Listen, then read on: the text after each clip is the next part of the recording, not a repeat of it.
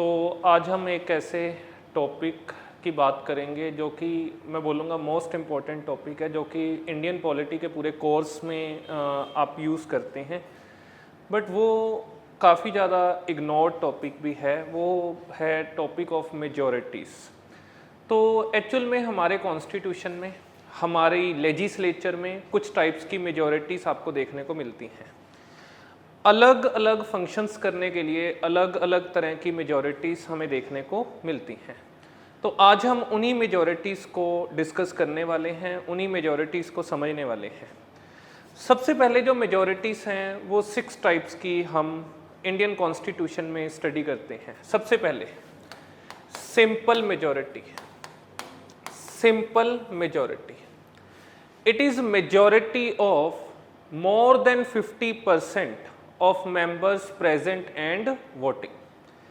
मतलब कि जितने भी मेंबर्स प्रेजेंट हुए हैं और उनमें से जितनों ने भी वोट किया है उनका मोर देन 50%। फॉर एग्जांपल, राज्यसभा की टोटल स्ट्रेंथ 245 है। किसी पर्टिकुलर डे किसी पर्टिकुलर बिल के ऊपर लेट से वोटिंग होनी थी, तो नंबर ऑफ मेंबर्स जो प्रेजेंट हुए हैं वो 200 प्रेजेंट हुए हैं एंड जिन्होंने वोट किया है वो 180 हैं। तो हमारी सिंपल मेजॉरिटी बनेगी 180 का हाफ से ज़्यादा। मतलब कि simple majority, majority of more than 50% of members present and voting, यानी कि वोटिंग का 50% से ज़्यादा, जो कि कितना आ जाएगा 91 आ जाएगा, 180 का हाफ से थोड़ा ज़्यादा। तो simple majority means majority of more than 50% of members present and voting. ये थी हमारी फर्स्ट मेजॉरिटी। इसके बाद हम बात करते हैं सेकंड मेजॉरिटी के ऊपर। सेकंड मेजॉरिटी जो है वो है absolute majority. Absolute majority, absolute majority होती है majority of more than 50% of total strength of the house.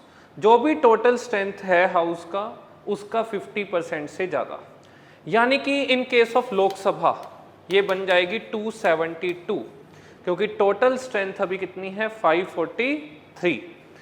और राज्यसभा के केस में ये 123 बनेगी, क्योंकि टोटल स्ट्रेंथ है उनकी 245। तो simple majority more than 50% of members present and voting, और यहाँ पे मोर than 50% of the total strength of the house. बात करते हैं थर्ड मेजॉरिटी की। जो थर्ड मेजॉरिटी है वो है इफेक्टिव मेजॉरिटी।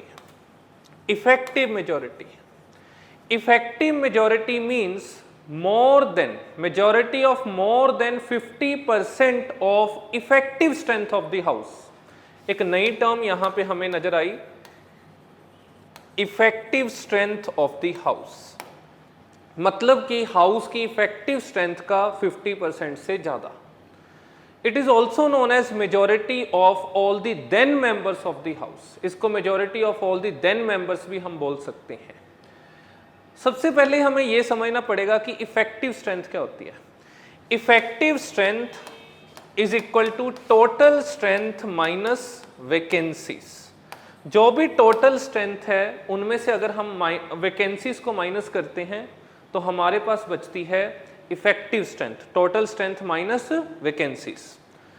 और जो इफेक्टिव स्ट्रेंथ आएगी उसका 50% से ज्यादा। फॉर एग्जांपल, लोकसभा की टोटल स्ट्रेंथ है 543, लेट से वैकेंसीज हैं 3, तो इफेक्टिव स्ट्रेंथ कितनी होगी हमारे पास 540। ये क्या होगी हमारे पास इफेक्टिव स्ट्रेंथ होगी।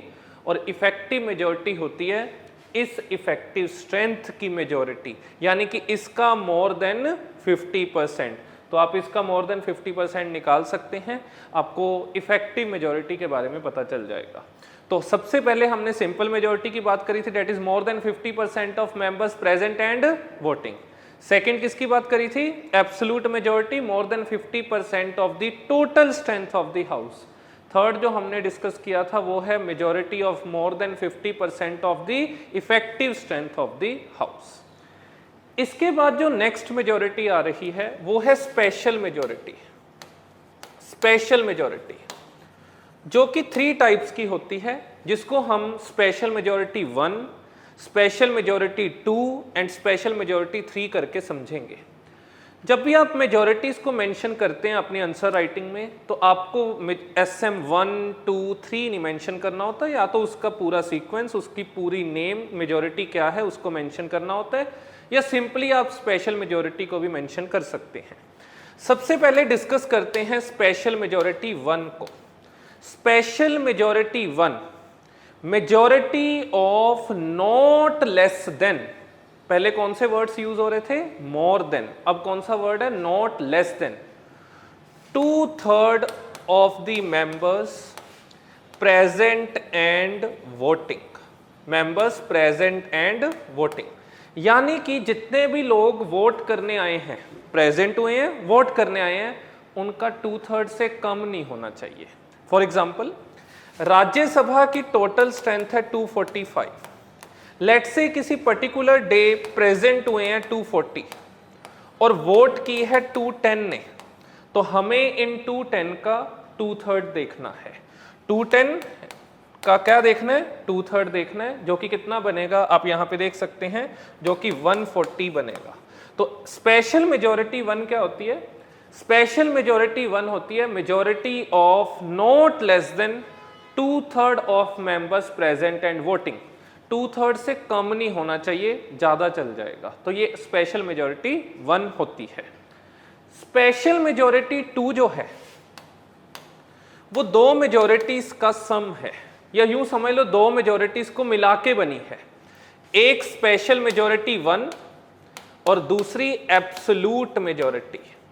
स्पेशल मेजॉरिटी 2 में हम दो मेजॉरिटीज को एक साथ डिस्कस करते हैं, जो कि स्पेशल मेजॉरिटी 2 को बनाता है।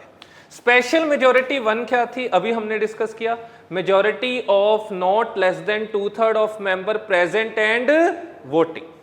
ये एक पोर्शन इसका कंप्लीट हो गया, जो कि SM 1 था, not less than 2/3 of members present and voting. अब साथ में हमने इसके साथ एब्सोल्यूट मेजॉरिटी का भी देखना है। तो जो SM 1 का रिजल्ट आया, means majority of not less than 2/3 of members present and voting, जो भी इसका रिजल्ट आएगा, हमें ये देखना है वो रिजल्ट क्या इस हाउस की हाफ टोटल स्ट्रेंथ से ज्यादा है कि नहीं है। मतलब majority of not less than 2/3 of member present and voting which is also more than 50% of total strength of the house. 2/3 करके जो भी रिजल्ट आएगा, क्या वो सेकंड कंडीशंस को फुलफिल कर रहा है कि नहीं कर रहा, ये भी देखना जरूरी है। और सेकंड कंडीशन क्या है? मोर than 50% of the total strength of the house, इसको भी हमें देखना पड़ेगा। फॉर एग्जांपल, किसी पर्टिकुलर डे राज्यसभा में जो नंबर ऑफ मेंबर्स प्रेजेंट हुए हैं वो 210 है और वोटिंग भी 210 मेंबर्स ने ही करी है। सबसे पहले हमें इसका स्पेशल मेजॉरिटी 1 निकालनी पड़ेगी, जो कि not less than 2/3 of member present and voting है। तो आप देख सकते हैं 2/3 ऑफ 210, ये कितना बनेगा? ये बेसिकली बनेगा आपका 140। रिजल्ट क्या आया हमारे पास? 140। ये जो 140 है, क्या ये सेकंड कंडीशन को फुलफिल कर रहा है कि नहीं? जो इसका रिजल्ट आया डेट इज 140, वो सेकंड कंडीशन को फुलफिल कर रहा है कि नहीं? सेकंड कंडीशन क्या है? मोर than 50% of the total strength of the house. तो राज्यसभा के केस में वो कितना है? 123। तो आप देख सकते हैं 140 123 से ज़्यादा है, सेकंड कंडीशन भी हमारी हाफ से ज़्यादा वाली फुलफिल हो रही है। तो ये कौन सी मेजॉरिटी थी? स्पेशल मेजॉरिटी 2, जो कि कॉन्स्टिट्यूशन को अमेंडमेंट के लिए भी यूज़ की जाती है, जजेस की रिमूवल के लिए भी यूज़ की जाती है, और भी बहुत सारी चीज़ों के लिए यूज़ की जाती है। अब आती है last majority, special majority 3। Special majority 3 जो है, it is one of the toughest majority. ये टफेस्ट मेजॉरिटी है, ये प्रेसिडेंट की इंपीचमेंट के लिए यूज की जाती है। ये क्या है? Majority of not less than 2/3 of the total strength of the house. Total strength of the house का 2/3 से कम नहीं होना चाहिए। तो लोकसभा के केस में ये कितना बनेगा? 2/3 ऑफ 543।